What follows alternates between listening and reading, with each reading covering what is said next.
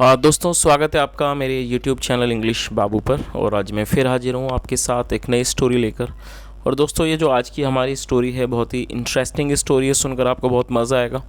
उसके अलावा यहाँ पर आपको कई सारे नए इंग्लिश के वर्ड मीनिंग सीखने को मिलेंगे, उनकी करेक्ट प्रोनाउंसिएशन के बारे में पता चलेगा और जो इसका ग्रामर का पार्ट है हम उसे बिल्कुल डिटेल में कवर करेंगे। तो चलिए दोस्तों आज की इस कहानी को हम शुरू करते हैं और सबसे पहले कहानी का टाइटल देखते हैं। कहानी का टाइटल है फ्लेवर एंड जिंगल। फ्लेवर का मतलब होता है स्वाद या फिर गंध, और जिंगल का मतलब होता है किसी भी तरह की ध्वनि, झनझनाहट, खनखनाहट, उसे जिंगल कहा जाता है। तो दोस्तों ये आज की इस कहानी का टाइटल है, शीर्षक है, और मैं इसे पढ़ना शुरू करता हूँ। आपसे रिक्वेस्ट है आप इसे पूरे ध्यान से सुने और यदि कोई नया वर्ड मिले आप उसे ज़रूर नोट करें। चलिए इसको शुरू करते हैं। One day Mulla Nasruddin roamed around the bazaar. क्या मतलब वो दोस्तों, ये शायद मिस प्रिंट है तो आप इसे रोम्ड ही पढ़ें, इसे मैंने रोम्ड पढ़ा है। रोम का मतलब होता है घूमना। एक दिन मुल्ला नसरुद्दीन रोम्ड अराउंड द बाज़ार, वो उन्होंने बाज़ार को घूमा। रोम मतलब घूमना, रोम्ड अराउंड द बाज़ार मतलब कि वो आसपास गाँव बाज़ार के आसपास घूमे। ही सॉ, ये सी की सेकंड फॉर्म है। और दोस्तों ये जो आज की स्टोरी है पास्ट इंडेफिनेट में है, और पास्ट इंडेफिनेट में यदि हम अफर्मेटिव का कोई भी वाक्य बनाते हैं तो वहाँ वर्ब की सेकंड फॉर्म का ही प्रयोग किया जाता है। तो क्या मतलब हुआ, ही सॉ उसने देखा। अ सीख कबाब सेलर, ये सीख कबाब सेलर देखा मतलब एक सीख कबाब बेचने वाले को। बीटिंग अ लीन मैन, वो पीट रहा है, अ लीन मैन एक पतले आदमी को। हु वॉज इन रेग्स, जो फटे हुए कपड़े में था, या कह सकते हैं जो फटे हाल था। तो इस पूरी लाइन का क्या मतलब हुआ, ही सो उसने देखा, a seekh kebab seller beating a lean man who was in rags, मतलब कि एक सीख कबाब का जो बेचने वाला था, सेलर था, वह पीट रहा था एक पतले आदमी को। हु वॉज इन रैग्स, जो कि फटे पुराने कपड़ों में था। हु एक रिलेटिव प्रोनाउन है। The people had surrounded the two, जो लोग थे उन्होंने उन दोनों को घेर लिया था। यहाँ पर हैड के साथ वर्ब की थर्ड फॉर्म का प्रयोग किया गया है। और सराउंड का मतलब होता है घेर लेना, घेरना, घेर लेना। और दोस्तों जब हैड के साथ थर्ड फॉर्म का प्रयोग किया जाता है तो वो पास्ट परफेक्ट का वाक्य होता है। The people had surrounded the two, लोगों ने उन दोनों को घेर लिया था। बट लेकिन नो वन वॉज ट्राइंग, कोई भी कोशिश नहीं कर रहा था। टू इंटरवीन, इंटरवीन मतलब बीच बचाव करना। लोगों ने उन दोनों को घेर लिया था लेकिन कोई भी कोशिश नहीं कर रहा था बीच बचाव करने की। आप इस वर्ड को नोट कर सकते हैं। इंटरवीन का मतलब बीच बचाव करना, हस्तक्षेप करना।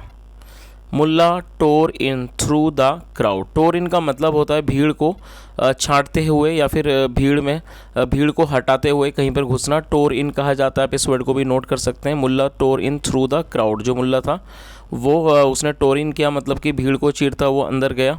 एंड आस्क्ड, और पूछा, मैन आदमी, why are you thrashing this poor beggarly guy, क्या मतलब हुआ, थ्रेश मतलब पीटना। और दोस्तों ये हमारा इंट्रोगेटिव का सेंटेंस है प्रेजेंट कॉन्टिन्यूअस का, और प्रेजेंट कॉन्टिन्यूअस में इज एम आर के साथ वर्ब की फोर्थ फॉर्म का प्रयोग किया जाता है। Why are you thrashing this poor beggarly guy, poor का मतलब गरीब और बेगरली मतलब भिखारी सा दिखने वाला। वाई आर यू थ्रेशिंग, तुम क्यों पीट रहे हो। दिस पुअर बेगरली गाय, इस गरीब से मतलब गरीब से दिखने वाले, गरीब से भिखारी से दिखने वाले आदमी को। तो इस पूरी लाइन का क्या मतलब हुआ कि तुम इस गरीब से दिखने वाले भिखारी आदमी को क्यों पीट रहे हो। कबाब सेलर रिप्लाइड, कबाब सेलर ने जवाब दिया। पुअर गाय मतलब गरीब आदमी। This man is a flavour thief, ये आदमी एक फ्लेवर थीफ है। फ्लेवर थीफ मतलब गंध का चोर है। थीफ मतलब चोर, इज़ ए फ्लेवर थीफ मतलब गंध का चोर है। फ्लेवर थीफ, मुल्ला एक्सक्लेम, एक्सक्लेम का मतलब चिल्लाना, मुल्ला जो था वो चिल्लाया। आगे देखिए, कबाब सेलर एक्सप्लेन, जो कबाब का जो विक्रेता था, सेलर था, एक्सप्लेन उसने समझाया। गुड सर, ठीक है सर, अच्छा सर। दिस बैगर, ये दिस मतलब ये भिखारी, ब्रॉट, ये ब्रिंग की सेकंड फॉर्म है, brought some slices of bread, ये जो भिखारी है वो कुछ स्लाइसेस लाया मतलब टुकड़े लाया, पीस लाया, और ब्रेड रोटी के। फ्रॉम समवेयर, फ्रॉम समवेयर मतलब कहीं से। एंड टोस्ट दैम, और इनको टोस्ट किया मतलब कि टोस्ट करा। Toast them on my oven, मतलब कि मेरे जो अवन है, मतलब जो अवन मतलब जो चूल्हा है उसके ऊपर टोस्ट किया मतलब उसको उसने भूना। ड्यूरिंग टोस्टिंग मतलब कि भूनने के दौरान। The bread soaked in the flavour of my सीख कबाब्स। और जो क्या मतलब हुआ, मतलब टोस्टिंग मतलब कि भुनने के दौरान द ब्रेड, जो ब्रेड है रोटी है, सोक्ड उसने सोक कर लिया। सोक करने का मतलब होता है किसी को सोख लेना, उसने सोख लिया, सोक्ड मतलब सोख लिया द फ्लेवर गंध को ऑफ माई सीख कबाब, मेरे सीख कबाब की गंध को उसने सोख लिया। एंड इसलिए ही एट उसने खाया, ये ईट की सेकंड फॉर्म है, ही एट उसने खाया द फ्लेवर फ्लेवर को, फ्लेवर फील्ड टोस्ट, और उसने जो फ्लेवर से मतलब कि गंध से जो भरा हुआ टोस्ट था उसको खाया विद रेलिश मतलब कि स्वाद से। नाउ अब ही इज़ रिफ्यूजिंग, अब ये इनकार कर रहा है, रिफ्यूज़ करने का मतलब होता है इनकार करना। Now he is refusing to pay, अब ये पैसा देने से इनकार कर रहा है। For the flavour of kebab, किस चीज़ का, for the flavour of the kebab मतलब कि कबाब की गंध का। दैट्स द मैटर, ये मामला है। चलिए आगे देखिए। मुल्ला स्पोक, मुल्ला ने कहा, that is very dishonest of him, that is very dishonest of him मतलब ये इसकी बहुत बड़ी बेईमानी है। देन फिर he turned to the beggar to say, turn का मतलब था मुड़ना, तो क्या मतलब हुआ, then he turn to the beggar, फिर वो भिखारी की तरफ मुड़ा, टू से ये कहने के लिए, you must pay for the flavour of the kebabs. क्या मतलब हुआ दोस्तों, मस्ट का प्रयोग किया जाता है जब हम किसी को कोई भी स्ट्रॉन्ग एडवाइस देते हैं, कोई महत्वपूर्ण सलाह देते हैं, तो क्या मतलब हुआ, यू मस्ट पे, आपको अवश्य ही पे करना चाहिए मतलब कि अदा करने चाहिए, फॉर द फ्लेवर गंध के लिए, ऑफ द कबाब्स कबाब की। तो उसने क्या कहा, you must pay for the flavour of the kebab, आपको अवश्य ही जो कबाब की जो गंध है, फ्लेवर है, उसके लिए आपको कीमत अदा करनी चाहिए। Give me the money you have, मतलब मुझे पैसे दो, give me the money you have, जो आपके पास हैं। आगे देखिए।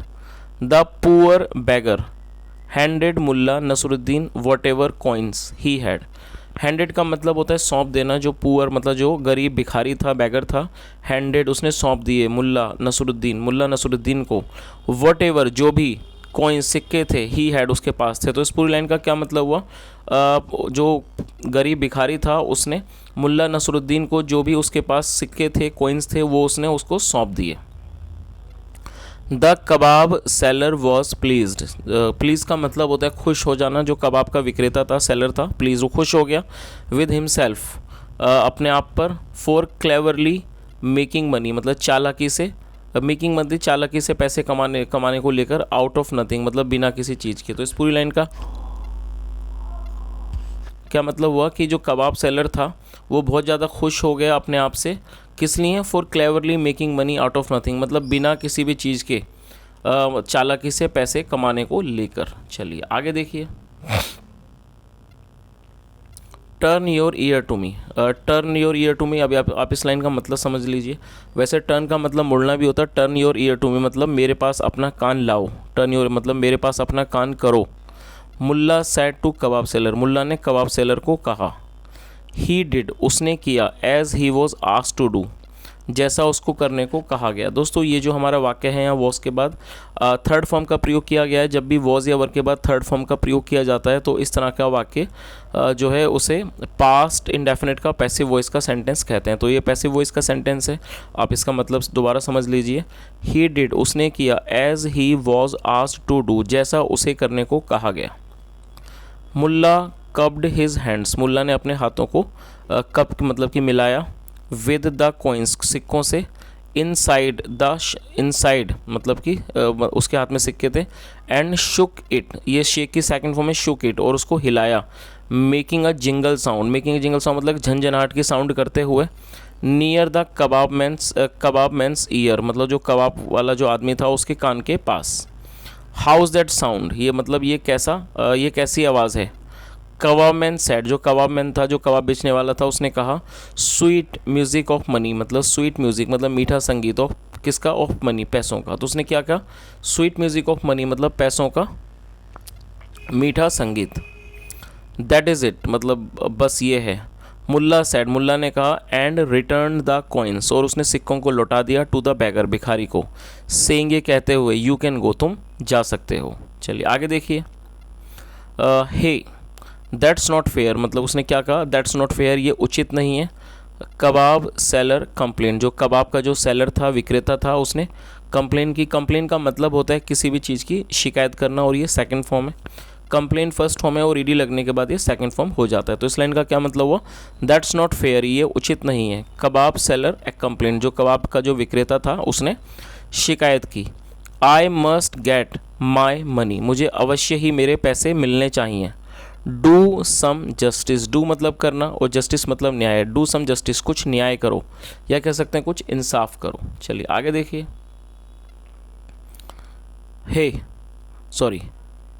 मुल्ला नसरुद्दीन अनाउंस्ड, अनाउंस करने का मतलब होता है घोषणा करना। जो मुल्ला नसरुद्दीन थे उन्होंने घोषणा की। The justice has been done. दोस्तों ये जो हमारा वाक्य है the justice has been done, ये प्रेजेंट परफेक्ट का पैसिव वॉइस का सेंटेंस है। तो जब भी प्रेजेंट परफेक्ट में कोई भी पैसिव वॉइस का सेंटेंस बनाया जाता है तो वहाँ हैज़ बीन या हैव बीन का प्रयोग किया जाता है, और हैज़ बीन हैव बीन के बाद वर्ब की थर्ड फॉर्म का प्रयोग किया जाता है। और यदि सब्जेक्ट हमारा सिंगुलर हो तो हैज़ का प्रयोग किया जाता है, और जस्टिस जो है यहाँ पर सब्जेक्ट के रूप में प्रयोग किया गया है, इसलिए यहाँ पर इसके साथ हैज़ का प्रयोग किया गया है। तो इस लाइन का क्या मतलब हुआ? The justice has been done, न्याय किया जा चुका है, या कह सकते हैं इंसाफ किया जा चुका है। ही used the flavour of your kebabs, उसने इस्तेमाल किया द फ्लेवर गंध का, ऑफ योर कबाब, आपकी कबाब की, मतलब तुम्हारे कबाब की जो गंध थी उसने उसका इस्तेमाल किया। एंड यू इन्जॉयड, और तुमने आनंद लिया। The sound of his coins, उसके जो कॉइन्स के मतलब जो उसके सिक्कों की जो आवाज़ थी तुमने उसका आनंद लिया। चलिए आगे देखिए दोस्तों। अब ये जो हमारी आज की कहानी है, जो इसका जो मॉरल है वो भी हम देख लेते हैं कि इस कहानी से हमें क्या शिक्षा मिलती है। मॉरल क्या है? Every crook meets a better one sooner or later. Crook का मतलब होता है बदमाश या कोई बुरा व्यक्ति। कोई भी जो एवरी क्रुक मतलब कोई भी जो बुरा आदमी होता है या जो कोई भी बदमाश आदमी होता है, मीट्स मतलब उससे वो मिलता है किससे? अब बेटर मतलब अपने से अच्छे, या फिर वंस अपने से अच्छे या अपने से ज़्यादा जो उस बदमाश होता है उससे मिलता है। सूनर और लेटर मतलब कि जल्दी या फिर बाद में। तो दोस्तों ये आज की हमारी एक छोटी सी स्टोरी थी, और यदि आपको आज की कहानी अच्छी लगी और मेरा पढ़ाने का प्रयास भी पसंद आया हो, आपसे रिक्वेस्ट है वीडियो को लाइक करें, शेयर करें और कमेंट करके बताएं यदि आपका कोई सुझाव। और दोस्तों का बेल आइकन प्रेस करना ना भूलें, क्योंकि यदि आप बेल आइकन प्रेस करेंगे तो आपको नोटिफिकेशंस भी मिलती रहेंगी। सुनने के लिए thank you so much. Have a nice day and bye.